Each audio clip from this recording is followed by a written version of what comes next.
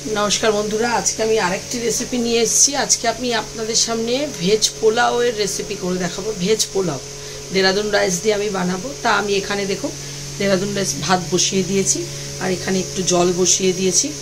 এই জলের মধ্যে একটু নুন দিয়ে দেব। একটু নুন দিয়ে দিচ্ছি। নুন দিয়ে কিছু সবজি আমি কেটে রেখেছি, সেই সবজিগুলোকে আগে বয়েল করে নেব। এই যে কিছু সবজি আমি এই যে দেখো এখানে গাজর, বিনস আর ফুলকপি দিয়েছি। সবজিগুলোকে আমি এর মধ্যে একটু দিয়ে দেব। আমি জাস্ট সেদ্ধ করব না, জাস্ট একটু বয়েল হবে, সামান্য, বেশি একটা নরম করব না, খুব একটা নরমের দরকার নেই, জাস্ট একটু সেদ্ধ হবে। তারপরে আমি এটাকে নামিয়ে ফেলবো। এবার দেখো আমার ভাত এখানে একদম রেডি। ঝরঝরে ভাত করতে হবে, একটু শক্ত শক্ত রাখতে হবে কারণ যেহেতু মেলাতে হবে। আর এখানে এই যে সবজিগুলোকে আমি হালকা করে জাস্ট একটু গরম জলে বয়েল করে নিয়েছি, জাস্ট একটু হালকা বয়েল। এখানে আমি এই যে হালকা করে পনিরটাকে একদম জাস্ট হালকা করে ভেজে তুলে নিয়েছি। এটা দেখাতে আপনাদের একটু লেট হয়ে গেল।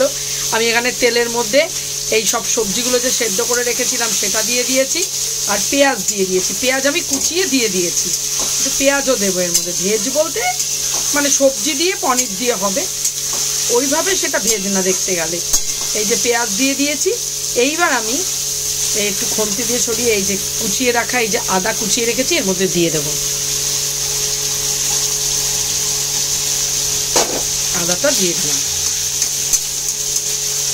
দিয়ে এবার হালকা করে এটাকে ভাজা ভাজা করে নেব। একটু নুন দিয়ে দিই,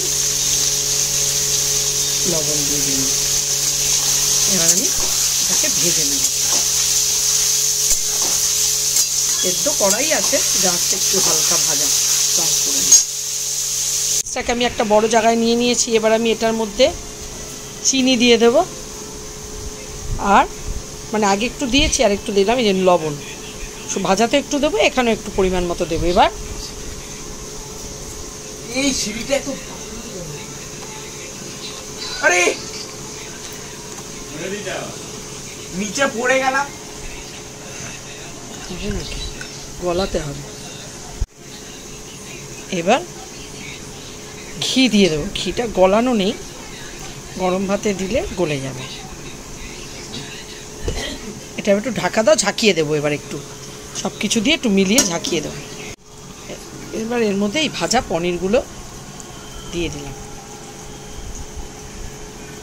এবার এই যে ভাজা হয়ে গেছে, সবজিগুলো ভেজে নিচ্ছি। এবার এর মধ্যে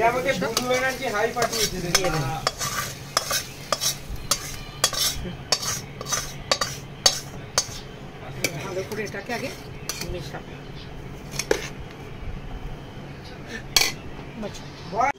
একটু ঘি দিয়ে দিই, গলিয়েছি ঘিটাকে,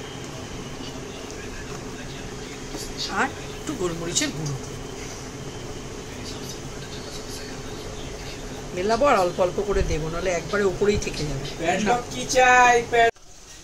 দেখো আমাদের ভেজ পোলাও পুরো রেডি। কত সুন্দর দেখতে লাগছে, খেতেও এটা খুব সুন্দর হয়েছে।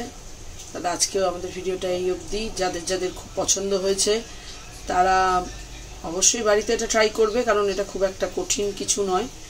এটা বানিয়ে খেলে ভালোও লাগে। এর সাথে একটু চিকেন কষা বা চিলি চিকেন নিয়ে নিলে তো একদম কথাই নেই। তো আমার ভিডিওটা যদি তোমাদের, রেসিপিটা যদি তোমাদের পছন্দ হয়, অবশ্যই আমার চ্যানেলটিকে লাইক, কমেন্ট, সাবস্ক্রাইব করে দিও একটু। আমার ইউটিউবে একটা চ্যানেল আছে, Mita Debayan daily kitchen and blog, সেটাকেও একটু সাবস্ক্রাইব করে দিও। আমার পাশে থেকো, সাথে থেকো, বন্ধু হয়ে এগিয়ে নিয়ে যেতে সাহায্য করো। টাটা।